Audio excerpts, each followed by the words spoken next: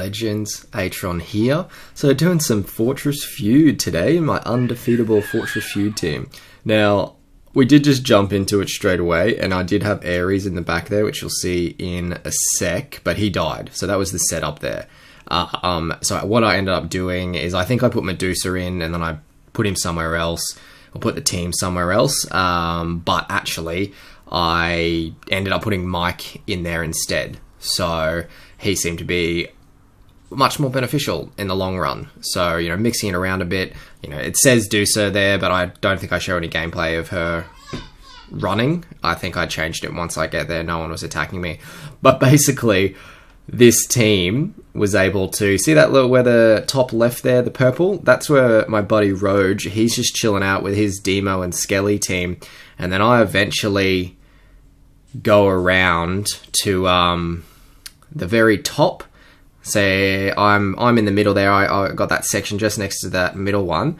So I eventually go to the top on the other side. So we Roge and myself both have one team that is just blocking the exits for the green team here. Like, they didn't get to do anything, which was, I'm sure, you know, there was a lot of phones broken by the end of that. By the end of the feud, which was hilarious. So, but we're just going through. Basically, this team is pure auto proc. We've got Skelly just ripping out damage. We've got Anubis on 5 Vite, and we've also got Gunslinger on 5 Vite. Now, I do have 3 5 Vite sets, and so that's where they're going. They're going on Skelly, Nub, and GS, because they all auto proc. What I actually want to do is... And the great thing about it is, if Nub kills them all, obviously it only happens on lower things, but if Nub kills them all, and then GS kills them and then someone else, like, they don't all just release their energy at the same time, which is really interesting. So I'm hoping if I can get to the point where I get Nub involved as well, I mean, a Warlock involved is what I want to do. I want to up my 5 Vite Warlock next. So if that same thing happens and they all get damaged, and then they revive, that one team is just sitting there, or the one person is just sitting there ready to, like, you know, annihilate the next person that comes up from revive. So pretty interesting. I mean, I went through a bunch of stuff here, guys. There's just different runs. You can slow it down. I have sped some of them up, but I just thought it was an interesting kind of setup. I've got my tanks at the front, obviously. I got your GS and your Val. Val is in Lightning Rock. So she speeds up and then gets there, you know, in quick fashion.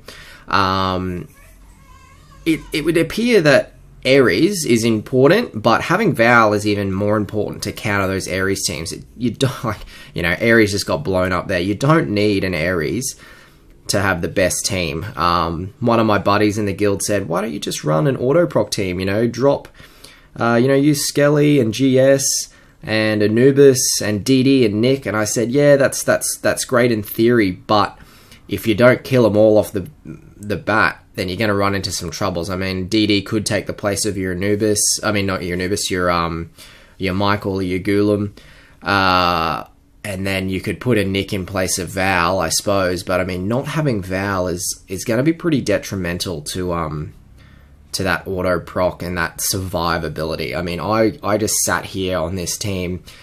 Eventually, I think I'll get a video that shows exactly where I am, but just to the right of that top green team.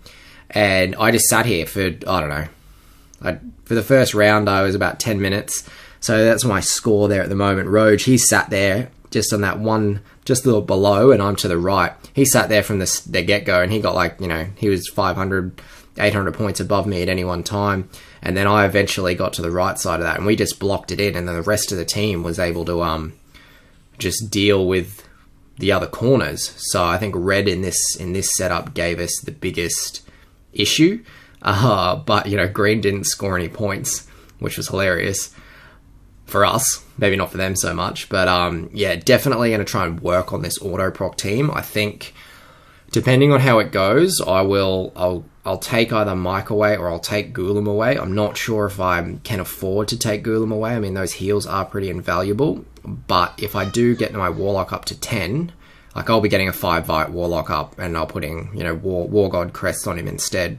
But if I do get that up, I think it could be, you know, one, the slow is going to be amazing, but also the damage output from the Warlock on top of the Skelly, on top of the Nub, on top of that GS. While GS only hits one, she's one of the very few heroes that can actually dish out the damage off an auto proc. I mean, you've got HQ, but I mean, her utility is definitely limited in Fortress Feud. You've also got DD, which is another option, I suppose, if you wanted to work on auto procs. So that would be an interesting thing. Like this team here, they're quite tanky, but having a Cupid and a Vlad, I mean, in Fortress Feud, even in LBF these days, are not really that great. Cupid, yes, sure, if you've got Psy Shield, but the distance between, you know, your LBF battles and your Fortress Feud battles is a lot more. So you really need to, the strategy behind it is very different. So, but that was pretty much it, guys. That was a setup, you know, going through my undefeated team. I think I ended up with, you know, what are the points I ended up with? Something ridiculous, almost 3k. I think I got over 3k, but, you know, all fun and games. Thanks for tuning in, guys, and as always, enjoy.